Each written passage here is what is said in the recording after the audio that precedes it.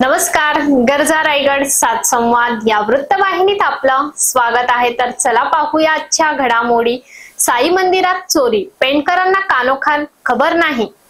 पेंड नगरपालिकेने स्वतःच्या मालकीचे लाखो रुपयांची निधी वापरून साई भक्तांच्या श्रद्धेचा विचार करून साई मंदिर बांधले, परंतु काही साईबाबांच्या भक्ताचा मुखवटा घालून फिरणाऱ्या मंडळीने बांधकामापासूनच विरोध केला आणि आपणच मंदिराचे पालनहार आहोत असा बोंबाटा केला।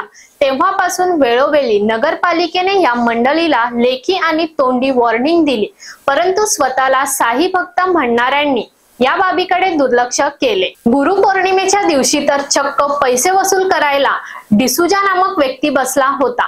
ज्या वेळेला नगरपालिकेला ही बाब समजली तेव्हा नगरपालिकेने या सर्व बाबी बंद केल्या।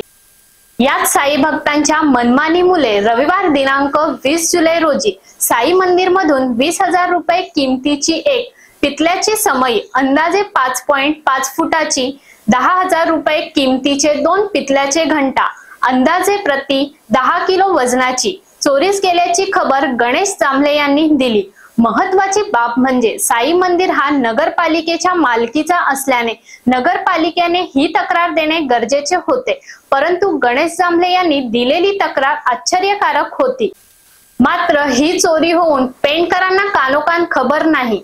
याबाबत पेंड पोलीस ठाण्यात चौकशी केली असता पोलीस निरीक्षक संदीप बागुल यांनी सांगितले की पोलीस अधिकची चौकशी करत आहेत, लवकरच चोर हातात येईल। मात्र एक गोष्ट निश्चित, मंदिर हे नगरपालिकेच्या मालकीचे असताना इतर मंडळी स्वतःचा अधिकार गाजवतात, यावर नगरपालिका प्रशासनाने टाच आणणे गरजेचे आहे आणि साई मंदिरात सीसीटीव्ही कॅमेरे बसवणे गरजेचे आहे। पूर्णतः आता साई मंदिर पेंड नगरपालिका ताब्यात घेणार असल्याचे मुख्याधिकारी जीवन पाटील यांनी गरजा रायगड 7 संवादशी बोलताना सांगितले।